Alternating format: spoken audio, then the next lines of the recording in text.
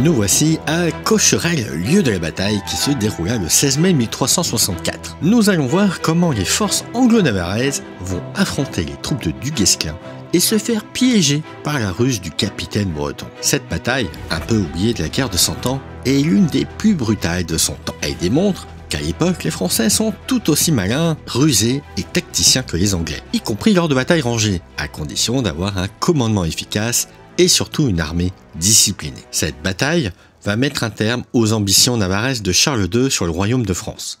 On va découvrir également comment les Gascons du côté français vont être déterminants. Et comme d'habitude, on se rend sur les lieux de la bataille et dans divers endroits de France, et même un peu en Espagne.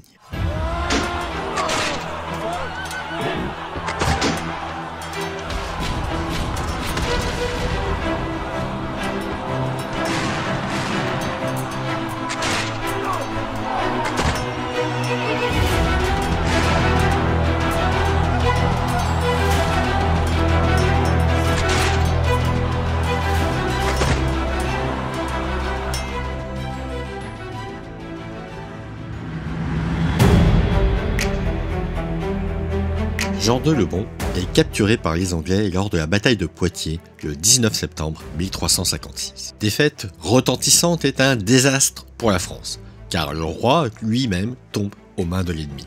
Il est emmené en Angleterre comme prisonnier de guerre, où il est traité avec les égards dus à son rang, mais reste en captivité. Pour obtenir sa libération, Jean II négocie avec les Anglais. Le traité de Bretigny, signé en 1360, prévoit une trêve dans la guerre de 100 ans et fixe une rançon colossale de 3 millions d'écus d'or. Pour payer cette rançon, il va créer le franc.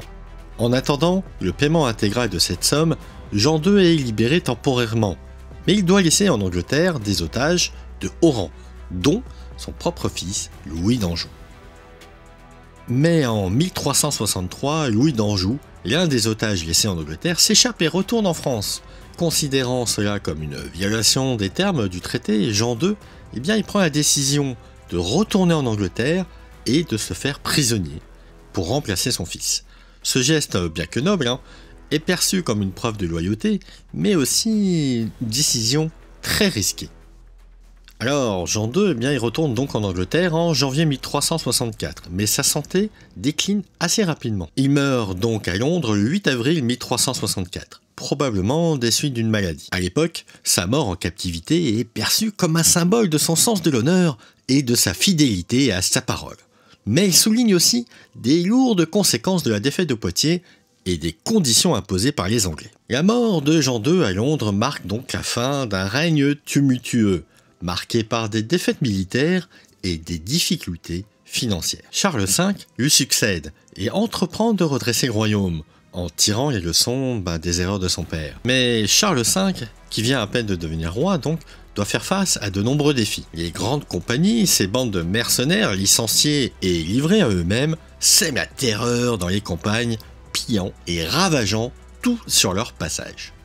Dans ce chaos, un nouvel adversaire se dresse, Charles II de Navarre, surnommé Charles le Mauvais depuis le XVIe siècle. Il est le petit-fils de Louis X le Hutin. Il revendique donc la couronne de France et s'allie aux Anglais pour asseoir ses prétentions. Depuis ses fiefs normands, Charles le Mauvais organise le blocus de Paris, menaçant directement l'autorité du jeune roi Charles V, tout juste couronné, mais pas encore sacré à Reims. Pour contrer cette menace, le roi confie une mission cruciale à Bertrand de Du Guesclin, un chef de guerre breton qui a déjà pu démontrer ses talents de tacticien, notamment dans la guerre de succession en Bretagne. Sa tâche n'est pas facile. Il faut briser l'étau qui se resserre sur Paris et mettre fin aux ambitions navarraises. Cette bataille, qui s'annonce, est bien plus qu'un affrontement militaire. Elle symbolise la lutte pour la survie du royaume de France, déchiré par des conflits internes et des ambitions rivales. Pour Charles V, c'est l'occasion d'asseoir son autorité et de prouver qu'il peut rétablir l'ordre et défendre son trône. Pour Du Guesclin, c'est le moment de confirmer son génie tactique et sa loyauté envers la couronne. Pour le chef gascon, Jean de Grailly, il s'agit aussi de montrer qu'il reste un grand capitaine gascon au service des Anglais et du roi de Navarre. C'est donc dans ce contexte tendu que les forces françaises menées par Du Guesclin se retrouvent face à une armée anglo-navarraise commandé par Jean de Grailly, le célèbre captal de Butch. C'est donc dans ce contexte qu'on va trouver la bataille de Cocherel.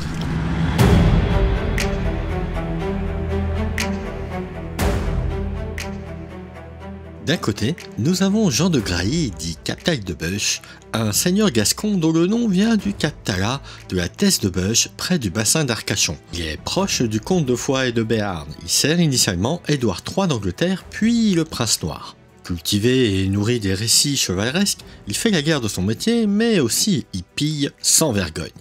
Après le traité de Bretigny, alors sans mission, il se met au service de Charles II, roi de Navarre. Mène des campagnes en Normandie, où il affronte un adversaire redoutable, Bertrand de Du Guesclin. Il est accompagné d'hommes d'armes comme Jean de Soult, dit le Bascon, appelé aussi le bâtard de Mareuil. C'est un capitaine également au service de Charles II de Navarre. Il participe notamment à l'assassinat de Charles d'Espagne, ennemi de Charles de Navarre, le 8 janvier 1354, à l'Aigle, à l'auberge de la Truquifile, ça ne s'invente pas. Il y a également Jean Jouel, qui aura un rôle déterminant dans la bataille. Un certain Blanchourg, Bertrand Dufranc, Don Sanchez Lopez et de Robert de Scott. Les troupes anglo-navarraises disposent donc d'environ, selon les sources, de 4000 à 6000 hommes, piétons, cavaliers et archers, l'ensemble étant principalement gascons. Mais on trouve également des Anglais avec principalement des archers. De l'autre côté, du côté français donc, du Guesclin. C'est alors à ce moment-là un modeste capitaine breton originaire des environs de Saint-Brieuc. Déjà connu pour ses exploits lors de la guerre de succession en Bretagne, il s'illustre en Normandie contre les Anglo-Navarrais. Et en avril 1364, il s'empare notamment des forteresses de Mantes et de Meulan, verrous stratégiques sur la Seine. Nous avons également Jean de Vienne et un nombre assez important de chevaliers bourguignons. Et comme capitaine, nous avons aussi le comte d'Auxerre, le vicomte de Beaumont et Baudouin d'Annequin, maître des arbalétriers. Nous avons aussi des Gascons qui combattent pour le roi de France, Aymon le Pommier, le comte de l'Estrade, père Ducasse d'Albret et Petiton de Courton. Et nous avons aussi un certain Eustache de la Houssaye, un autre breton qui commande notamment les 200 chevaliers bretons qui vont être redoutables. Les forces françaises sont évaluées à environ 3000 hommes à peu près.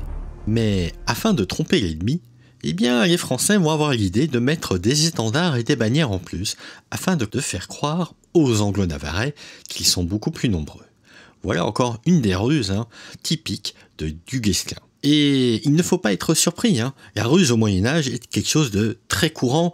Les gens au Moyen-Âge étaient beaucoup plus malins qu'on pourrait le penser aujourd'hui. Et pour la petite anecdote, au château de Rully en Bourgogne, il a été trouvé un masque, une sorte de personnage en cuir, et qui permettait de loin de faire croire qu'il y avait beaucoup plus de gardes que prévu, et donc de faire réfléchir un éventuel assaillant.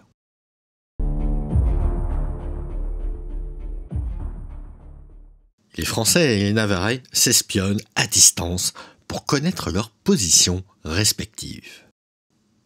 Quand le capitaine de Butch apprit que les Français étaient à proximité avec 1500 combattants environ, chiffre à prendre avec beaucoup de précautions comme d'habitude, il envoya aussitôt des messagers à Évreux. Il demande au capitaine de la ville de rassembler tous les jeunes combattants disponibles et de les envoyer près de Cocherel, car il pensait bien y trouver les Français. Il était déterminé à les affronter, peu importe l'endroit où il les rencontrerait. Quand le capitaine d'Évreux reçut ce message, il fit immédiatement annoncer publiquement que tous ceux qui pouvaient combattre à cheval devaient rejoindre le captal sans tarder. Il y a donc 120 jeunes hommes de la ville qui répondirent présents et partirent le rejoindre. Les troupes anglo-navarraises arrivent entre 7h et 9h du matin le 14 mai dans la plaine de Cocherel. Néanmoins, ils restent en hauteur sur la colline du Bois. Ils voient cependant que les troupes françaises sont déjà prêtes, en ordre bataille. Les Navarrais décident donc de mettre les vivres, chevaux et autres dans le petit bois qu'ils viennent de traverser.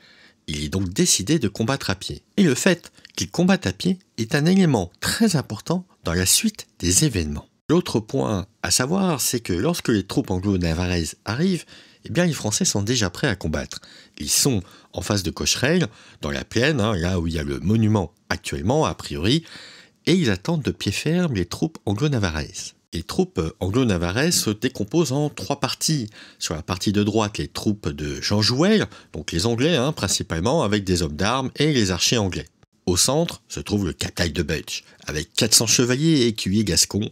C'est lui qui commande la troupe. Il est accompagné du sire de Sceaux, un jeune chevalier navarrais, ainsi que messire Guillaume de Gauville et messire Pierre de Sacanville. Et sur l'aile gauche, on y trouve les troupes du bâtard de Mareuil, Bertrand Dufranc et Don Sanchez Lopez. La liste n'est pas exhaustive. Pour préparer l'affrontement, ils se mettent sur le flanc d'une colline, la colline du Bois, utilisant la stratégie bien connue des Anglais. Se mettre en surplomb des adversaires, permettant notamment de réduire l'efficacité d'une charge de chevaliers, mais aussi d'augmenter l'efficience des archers anglais. Ils décidèrent aussi de créer un point de ralliement au cas où ils seraient dispersés par la force des armes. Ils décidèrent également de ne jamais quitter cette position, ni de descendre de la colline, peu importe ce qui pourrait se passer. Si les Français voulaient combattre, ils devaient venir les affronter sur cette colline. Captal de Buch, prudent, ordonne à Navarrais de ne pas quitter la hauteur, quoi qu'il advienne. Il devait attendre les ordres, mais on va voir que ça ne va pas se passer comme prévu.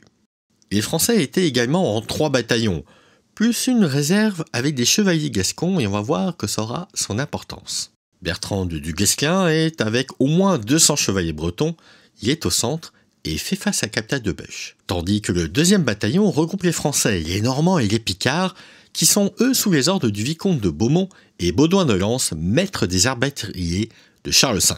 Il y a aussi Monseigneur Oudard de Renty, Enguerrand de Dain, Louis de Avernekersk et plusieurs autres barons chevaliers et écuyers.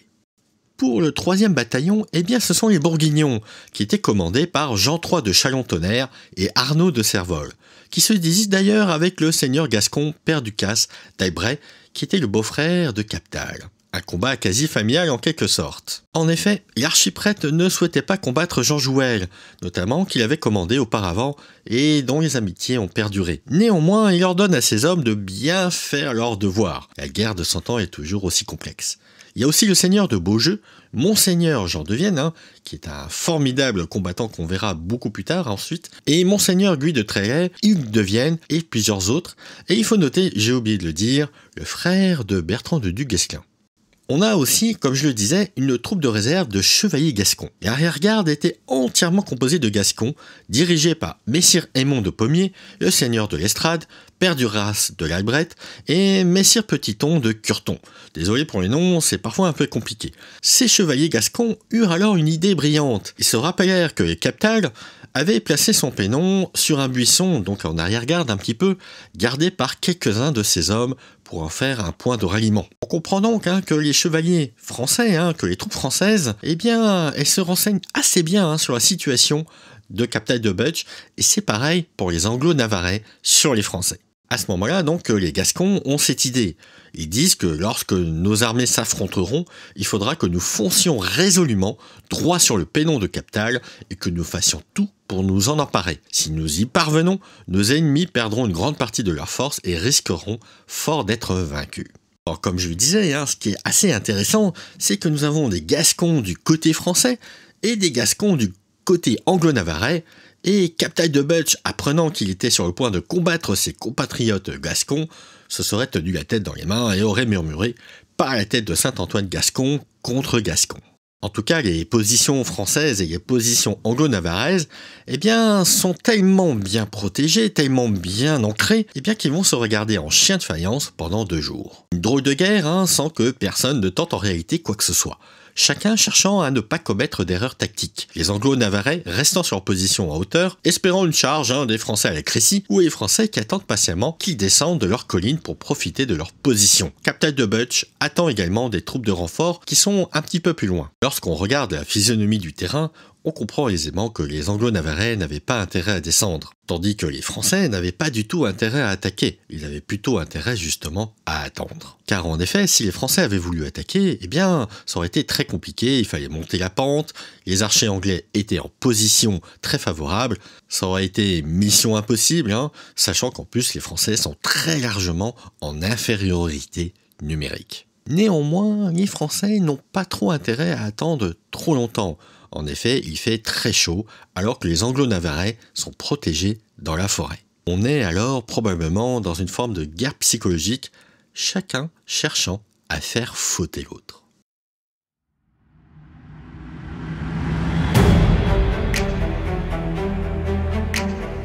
Il faut toujours bien choisir son chef lorsqu'on veut mener une bataille. Cette future bataille qui s'approche ne fait pas exception et ils vont décider dans un conseil de guerre qui va commander. Nous allons voir qu'il y a une différence incroyable avec la bataille d'Azincourt qui aura lieu bien plus tard, il est vrai, où en fait le maréchal de Boucicaut est désigné comme chef de guerre de la bataille, mais qui ne pourra pas prendre le dessus sur les capitaines de la famille royale. Il va évidemment occasionner la défaite que nous connaissons.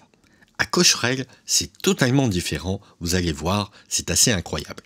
Après donc avoir organisé leur ligne de bataille et assigné à chacun son rôle, les chefs français discutèrent longuement du cri de ralliement à utiliser pendant la bataille et de leur bannière autour de laquelle ils devaient se regrouper. Pendant un moment, ils vont envisager de crier Notre-Dame d'Auxerre et de faire du comte d'Auxerre leur chef de la bataille. Ce dernier refuse poliment cette proposition, en expliquant « Seigneur, je vous remercie de l'honneur que vous me faites, mais pour l'instant, je préfère ne pas accepter.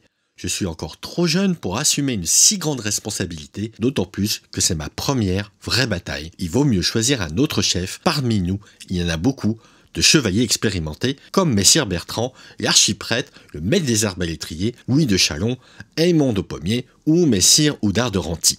Ils ont tous combattu dans de nombreuses batailles et savent mieux que moi comment diriger en telles circonstances. Je vous demande donc de m'en dispenser. On est vraiment dans un tournant de la bataille. Nous avons un chef, légitime, tout à fait, qui pourrait donner l'ordre, mais il préfère se désister parce qu'il estime ne pas être à la hauteur, ne pas avoir assez d'expérience. Et c'est ça qui va faire la différence, vous allez le voir, avec Azincourt. Car si le maréchal de Boucicaut, qui commandait l'armée française à Azincourt, avait une très longue expérience et avait une stratégie qui avait été faite intelligemment, eh bien on a pu voir que les capitaines qui l'entouraient, dont de la famille royale, ne vont pas le suivre et vont conduire donc le désastre que nous connaissons. Ici c'est totalement différent. Nous avons un comte d'Auxerre qui aurait très bien pu prendre le commandement, qui, malgré que les autres insistent, lui disent « mais vous êtes le plus noble parmi nous, par votre rang, votre terre, vos lignées ». Et non, il décide « je vous remercie de votre confiance, mais aujourd'hui je préfère rester votre compagnon d'armes, je combattrai à vos côtés pour vivre ou mourir avec vous, mais je ne souhaite pas exercer le commandement suprême ». Ce comte d'Auxerre a une humilité vraiment incroyable. C'est lui qui va en définitive permettre la victoire. Car probablement que s'il avait pris la décision, par son statut, de prendre le commandement, peut-être qu'ils auraient perdu. Il préfère avec humilité donner le commandement à quelqu'un qui est meilleur que lui. Voilà un vrai chef. Et vous l'aurez compris, ils choisissent à la fin Bertrand de Du Guesclin qui va mener la bataille. Car il est considéré à ce moment-là comme le meilleur chevalier présent sur le champ de bataille. Non seulement pour son courage, mais aussi pour son expérience dans l'art de la guerre. Il est rusé. Ils décidèrent donc que le cri de guerre serait Notre-Dame du Guesclin et que Bertrand de Du Guesclin commanderait les troupes ce jour-là.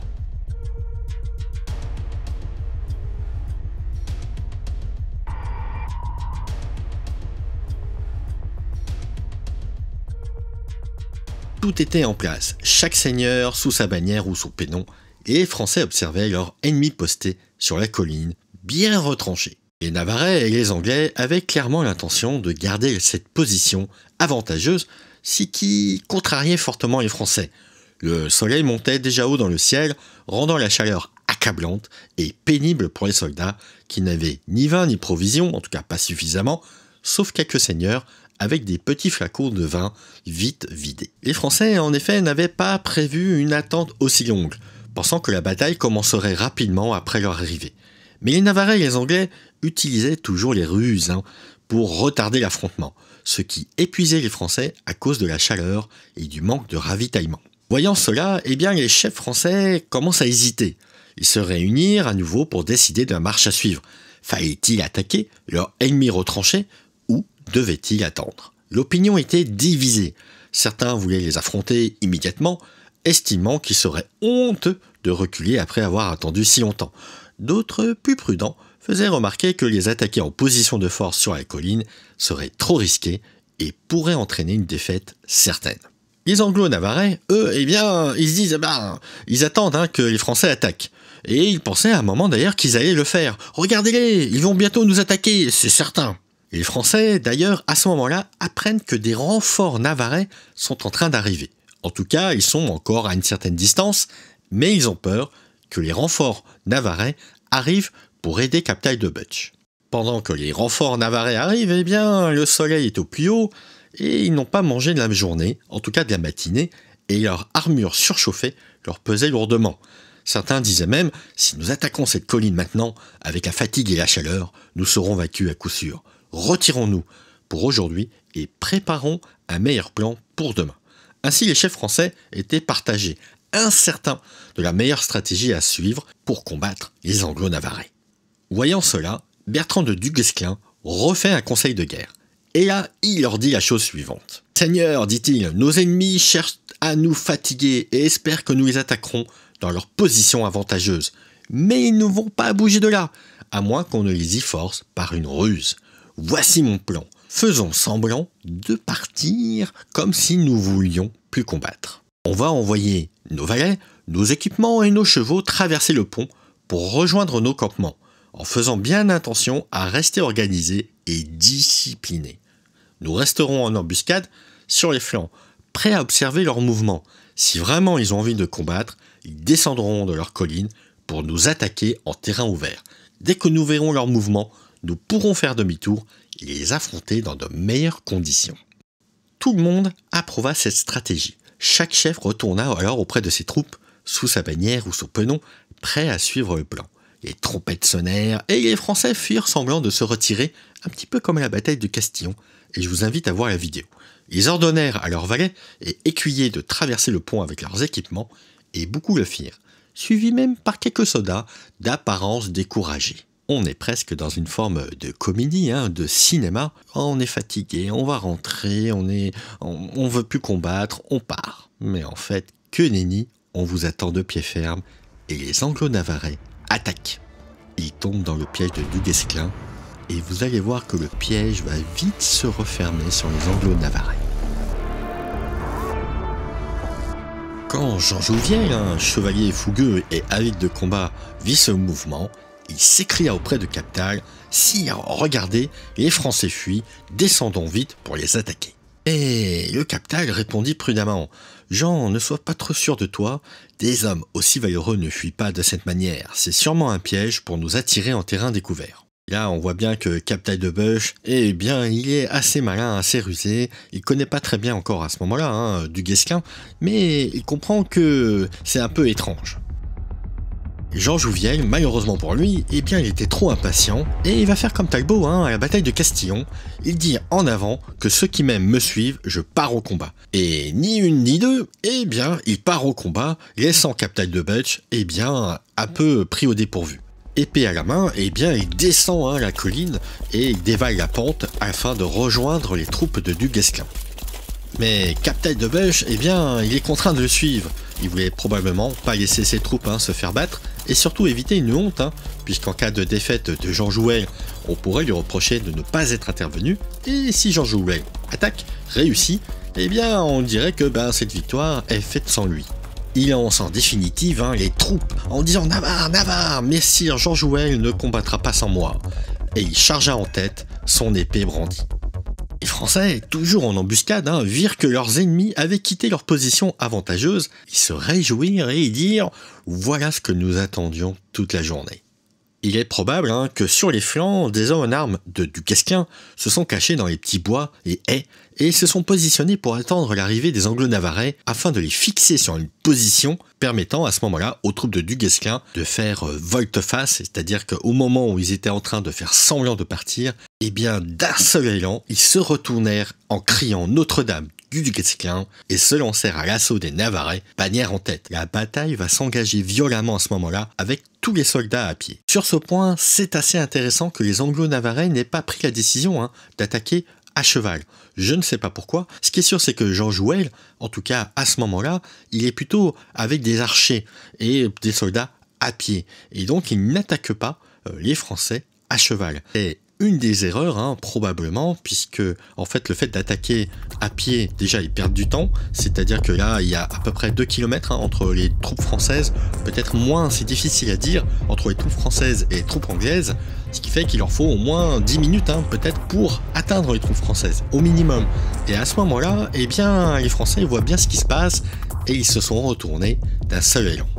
Autre point, hein, qui permet quand même de montrer que Du Guesclin il réfléchit bien à sa tactique, hein, avec ses troupes, hein, avec ses autres chevaliers, c'est que Cocherel est en bas d'une colline. Et en traversant donc Cocherel à partir du pont, on se retrouve face à un dénivelé assez important, ce qui fait que les Anglais, même s'ils avaient traversé le pont, se seraient trouvés en bas d'une colline face aux Français qui les auraient de toute façon achevés. Et c'est peut-être ce qui a décidé Jean Jouel en se disant qu'il valait mieux peut-être les attaquer à ce moment-là que plutôt dans la colline.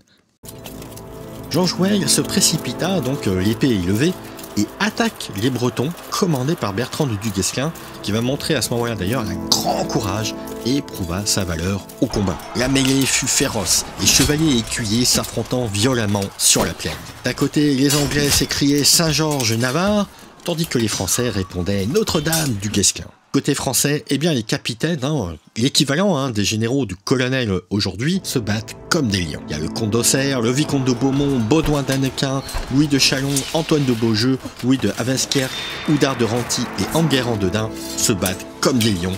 Les combats, selon Jean Froissart, sont d'une rare violence, hein, pour l'époque, avec aussi peu d'hommes. C'est un point que Jean Froissart, hein, bien souligne. Les Gascons, quant à eux, combattaient à part sous le commandement des chevaliers comme Aymon le Pommier, Bertruccat d'Albret, qui n'est peut-être d'ailleurs pas présent totalement sur place, on a un doute, hein, sur ce point, le Soudiche de l'Estrade et d'autres. Ils se dirigèrent directement contre les troupes du capital comme c'était prévu, leur principal adversaire. Et là, nous avons un petit fait étrange, c'est un certain archiprêtre, hein, qui est pourtant un grand capitaine, qui était présent, hein, à ce moment-là. Au moment de la bataille, eh bien il se désiste.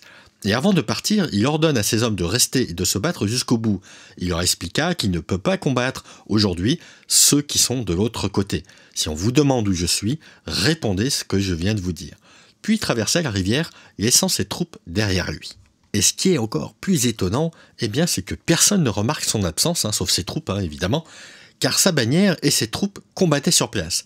Il y a aussi un fait que je n'ai pas tout à fait souligné, c'est que lorsque Du Guesclin a mis les troupes du côté de Cocherel, ils ont mis des bannières en plus. Ce qui fait qu'on n'est pas totalement certain du nombre de personnes, du nombre de soldats qui étaient vraiment disponibles, car Du Guesclin, pour faire croire qu'il avait une armée beaucoup plus importante, eh bien il avait mis des bannières en plus. Donc on ne sait pas trop, hein, vraiment qui était là au combat ou pas, puisque des bannières étaient là alors que leur capitaine ne l'était pas. Captal de Butch avait, semble-t-il, envoyé donc une partie de ses troupes avec Jean Jouel, et une autre tente de prendre par l'arrière, hein, les troupes françaises qui voudraient s'échapper par le pont. Captal de Butch use encore une fois de son expérience. Mais ça ne se passe pas vraiment, hein, comme les Anglo-Navarrais le pensaient. Ils comprennent d'ailleurs leur erreur, mais il est trop tard pour reculer. Ils sont déjà au contact. Les combats sont d'une rare violence. Troupes anglo-navaraises vont quand même tenter un repli tactique pour faire tirer notamment les archers anglais qui étaient peut-être positionnés à une certaine distance. Mais les archers anglais ne font aucun blessé chez les chevaliers français et ils ne sont pas en mesure d'ajuster leurs tirs sans prendre le risque de blesser ou tuer les leurs. Au cœur de cette mêlée, eh bien, nous avons Baudouin de Lens, hein, qui est renversé, qui est quand même un chevalier renommé, hein, à l'époque, qui est blessé et il est écrasé sous le poids de son cheval. Il est incapable de se relever, il est blessé mortellement et meurt quelques jours plus tard. Captal de Butch se bat vaillamment à la hache. Une trentaine de chevaliers gascons, qui étaient prévus, hein, en renfort, encerclent le capitaine gascon. Ils ont donc contourné, hein, les troupes anglo-navaraises et ils ont repris par derrière Captal de Butch qui était un petit peu positionné un petit peu plus en arrière. Et les Navarrais tentent de le secourir, rescousse au Captal, rescousse. Le capitaine gascon du côté français arrive à mettre à terre Captal de Butch et l'empêche de commander ses hommes.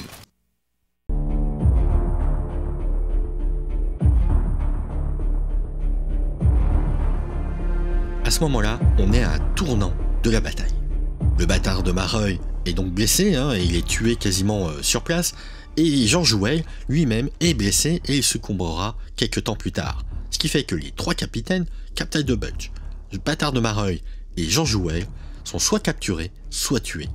la bataille est quasiment terminée. Et c'est là où nous voyons l'erreur tactique, une des erreurs tactiques en tout cas, c'est le fait d'avoir attaqué à pied et de ne pas avoir de chevaliers qui permettent de les protéger. Même avec quelques dizaines de chevaliers, les Gascons du côté français ne font qu'une bouchée des combattants à pied navarrais. La situation est tragique pour les troupes anglo-navarraises et laisse le contingent anglo-navarrais sans commandement, puisque les 3 capitaines sont soit capturés, soit tués. Désemparés, les soldats anglo-navarrais finissent par battre en retraite et ils fuient. La majorité des chevaliers et capitaines anglo-navarrais sont soit capturés, soit tués. Il n'y a qu'un seul certain, Scott, qui réussit à s'enfuir. Du côté français, il faut bien le dire, les pertes sont assez importantes, surtout dans les premières minutes du combat, sans qu'on sache cependant leur nombre. Mais les pertes anglo-navarraises sont nettement plus tragiques. Voilà donc comment se termine la bataille de Cocherel et nous allons voir que les conséquences sont beaucoup plus importantes qu'on ne le croit.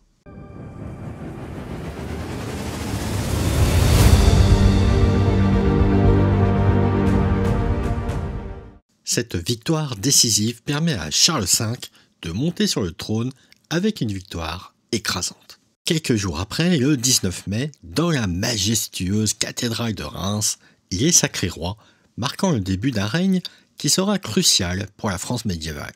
Alors que Jean III de Grailly avait tenté d'empêcher le sacre de Charles V, il faut dire que la perte de leur capitaine, John Jewel, Jean de Grailly, est un coup dur. Ces figures importantes des troupes anglo-navarraises laissent un vide difficile à combler, affaiblissant considérablement leur position en Normandie. L'année suivante, en 1365, Charles le Mauvais, roi de Navarre, signe le traité de Pampelune avec Charles V. Par cet accord, il renonce à ses prétentions au trône de France, mettant fin à des années de conflits et de rivalités. Toujours la même année, en mars 1365, les 2 souverains signent le traité d'Avignon. Charles de Navarre cède à Charles V ses positions normandes stratégiques. Ces territoires, situés dans la basse vallée de la Seine, sont essentiels pour contrôler l'accès à Paris. En échange, Charles V offre à son cousin la ville et la seigneurie de Montpellier, consolidant ainsi leurs relations et renforçant la paix entre leurs royaumes. Quant à Bertrand de Duguesclin, il va prendre le surnom de Dogue Noir de Brocéliande par ses ennemis.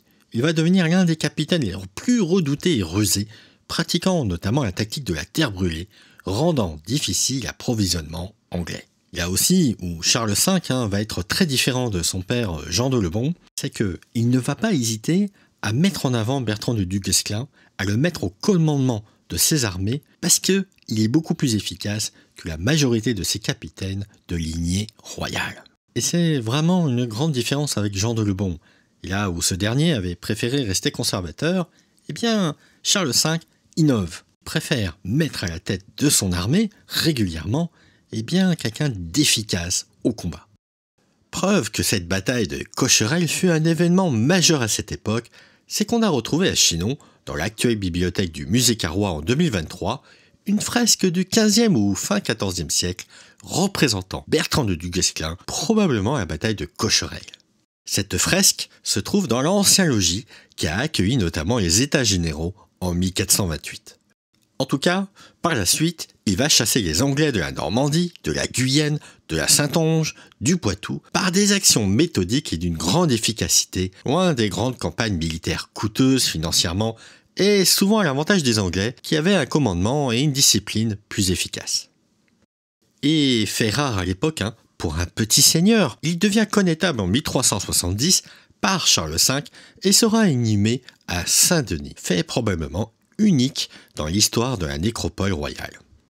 Quel destin d'un très modeste petit seigneur de Haute-Bretagne qui fut désigné l'enfant le plus laid qu'il eut de Reine à Dinan, dont ses parents l'auraient bien vu mourir, selon le chroniqueur Cuvelier. Quelques années après la bataille de Cocherel, il va retrouver comme adversaire Jean III de Grailly en Espagne. Mais cette fois-ci, ce dernier aura sa revanche, mais ça, c'est une autre histoire.